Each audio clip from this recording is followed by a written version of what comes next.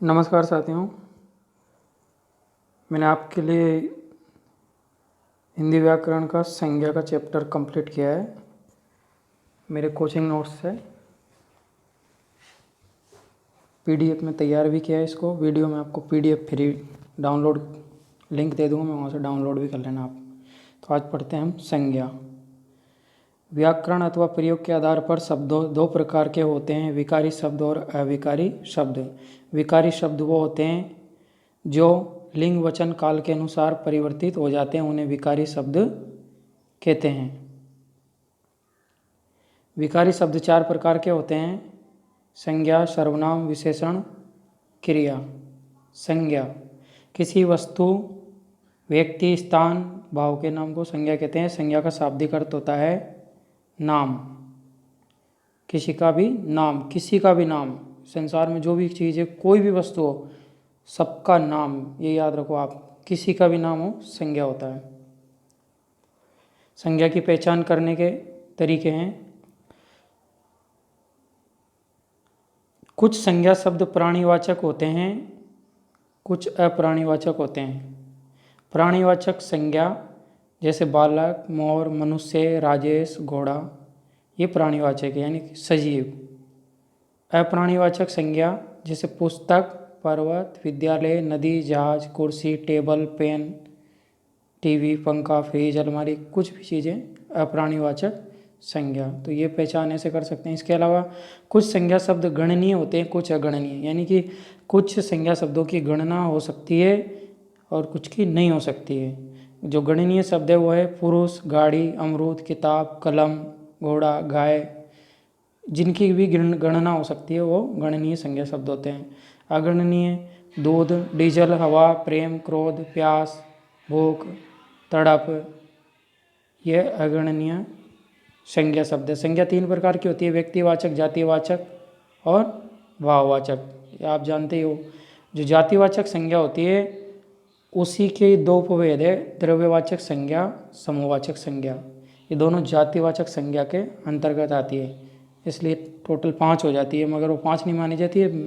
मुख्य संज्ञा 3 प्रकार की होती है: द्रव्यवाचक संज्ञा और समूहवाचक संज्ञा जातिवाचक संज्ञा के अंतर्गत आती है। ये दो उसके उपभेद हैं।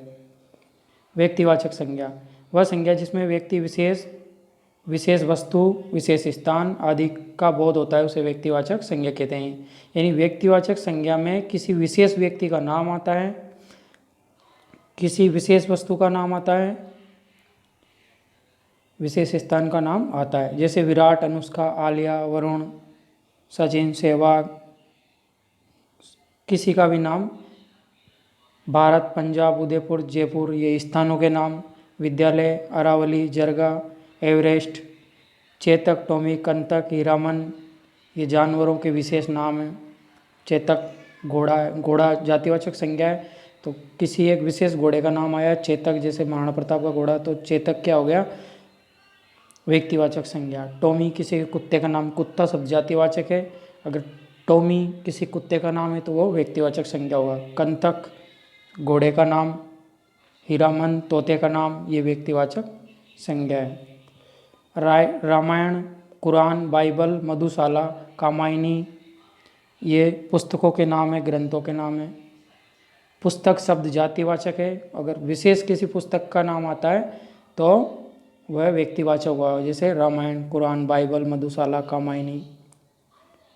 इसी के साथ सोमवार, फरवरी, माघ 2020, दिन शब्द जातिवाचक है, किसी दिन का नाम आता है जैसे सोमवार, मंगलवार, बुधवार, तो व्यक्तिवाचक। जनवरी, फरवरी, माह के नाम ये जातिवाचक, व्यक्तिवाचक। माघ हिंदी महीना, सन 2020, 19, 21, ये व्यक्तिवाचक है सब। वृक्षों के नाम जैसे आम, पीपल, अमरूद, ये सब जातिवाचक होते हैं, मगर किसी विशेष श्रेणी का या विशेष कैटेगरी का नाम आ जाए, जैसे कलमी आम, आमों में भी उनकी एक विशेष कैटेगरी कलमी आम, तो ये व्यक्तिवाचक संज्ञा। वृक्ष शब्द जातिवाचक है, मगर किसी विशेष वृक्ष का नाम आता है जैसे अशोक वृक्ष, तो ये व्यक्तिवाचक संज्ञा होगा। चंबल, बनास, गंगा, गोदावरी, नदियों के नाम, ये व्यक्तिवाचक संज्ञा। ये यहाँ इसमें बता रखा है मैंने, इधर ये बना रखा है जातिवाचक संज्ञा, जैसे नदी और नदियों के नाम व्यक्तिवाचक संज्ञा। पर्वत, पर्वत सब जातिवाचक, पर्वतों के नाम व्यक्तिवाचक। पुस्तक, पत्र, पत्रिकाएं ये शब्द है जातिवाचक। पृथ्वीराज, रासो, कामायनी, रामायण, महाभारत ये व्यक्तिवाचक होंगे। गांव, शहर, राज्य, देश ये शब्द जातिवाचक है ना। कैथून, कोटा, राजस्थान, भारत ये व्यक्तिवाचक है। और आगे चलते हैं जातिवाचक संज्ञा। जातिवाचक संज्ञा वह संज्ञा जिसमें विशेष व्यक्ति, विशेष वस्तु, विशेष स्थान का बोध नहीं होकर उनकी संपूर्ण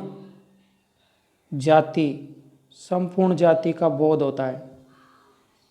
यानी ऐसी संज्ञा जिसमें किसी विशेष व्यक्ति, विशेष वस्तु या विशेष स्थान का नाम नहीं आता है, उनकी संपूर्ण जाति का ही बोध हो जाता है उस शब्द से, उसको जातिवाचक संज्ञा कहते हैं।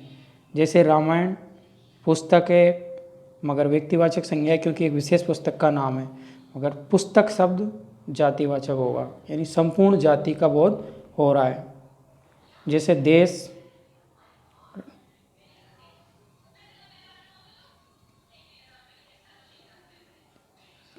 राज्य, गांव, शहर, नदी, पहाड़, पर्वत, जंगल, दिन, महीना, वर्ष, पुस्तक, लड़का, लड़की, फल, पेड़, कुत्ता, गाय, घोड़ा, हाथी, सड़क, बाजार ये सब जातिवाचक संज्ञा होंगे।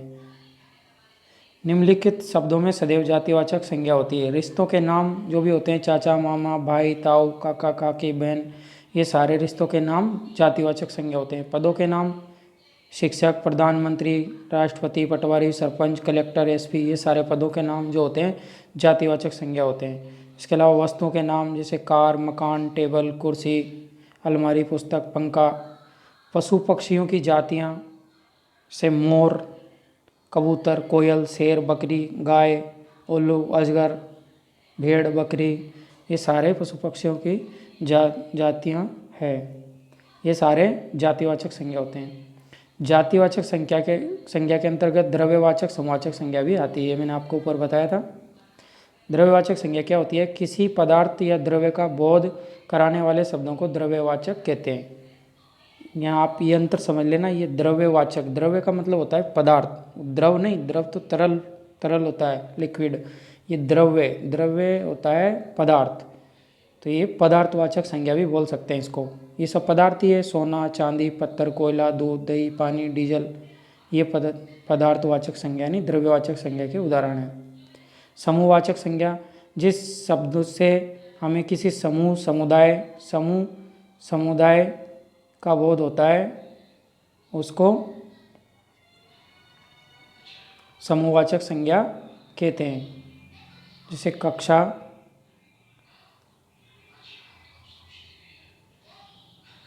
कक्षा, परिवार, सेना, झुंड, सभा, काफिला, दल, गिरोह ये सारे, जुलूस ये सारे समूहवाचक संज्ञा के उदाहरण हैं। ये मैंने यहाँ बना रखा है। जातिवाचक संज्ञा के दो भेद, द्रव्यवाचक, समूहवाचक। द्रव्यवाचक को पदार्थवाचक भी कहते हैं, जैसे समूहवाचक झुंड, गिरोह, दल, सेना, जत्था, कक्षा, रेवड़, गुच्छा, काफिला, सभा। द्रव्यवाचक सोना, चांदी, पत्थर, कोयला, डीजल, दूध, दही, पानी। व्यक्तिवाचक संज्ञा का प्रयोग जातिवाचक संज्ञा के रूप में भी हो सकता है। जैसे जयचंद व्यक्तिवाचक संज्ञा एक व्यक्ति का नाम है, मगर इसको वाक्य में प्रयोग ऐसे करें कि भारत जयचंदों से भरा हुआ है, तो जयचंदों से यानी बहुत सारों के लिए आ गया। देश में रावणों की कमी नहीं है, रावणों की कमी नहीं है, तो ये जातिवाचक संज्ञा होगी।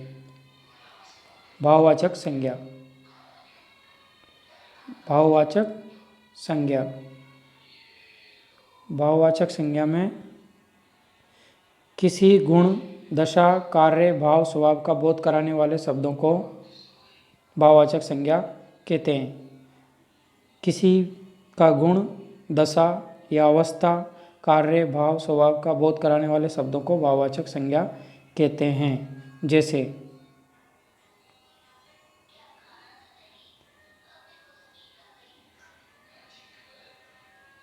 गुण दोष, चौड़ाई, लंबाई, चतुराई, चालाकी, सुंदरता, क्रूरता, दयालुता ये गुण दोष है।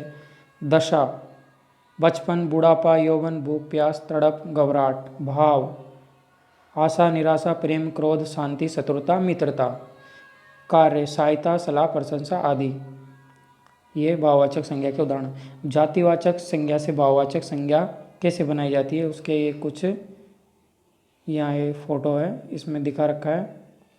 जैसे स्त्री से स्त्रीत्व, क्षत्रिय से क्षत्रियत्व, वीर से वीरता, देव से देवत्व, ब्राह्मण से ब्राह्मणत्व, विद्वान से विद्वता, युवक से यौवन, व्यक्ति से व्यक्तित्व, प्रभु से प्रभुता, बंधु से बंधुत्व या बंधुता, पशु से पशुता, पशुत्व, मित्र से मित्रता, चोर से चोरी, मनुष्य से मनुष्यत्व, मनुष्यता। ऐसे ही सर्वनाम शब्दों से भाववाचक संज्ञा बनेगी। मम से ममता या ममत्व, स्व से स्वत्व, निज से निजता, अपना से अपनापन।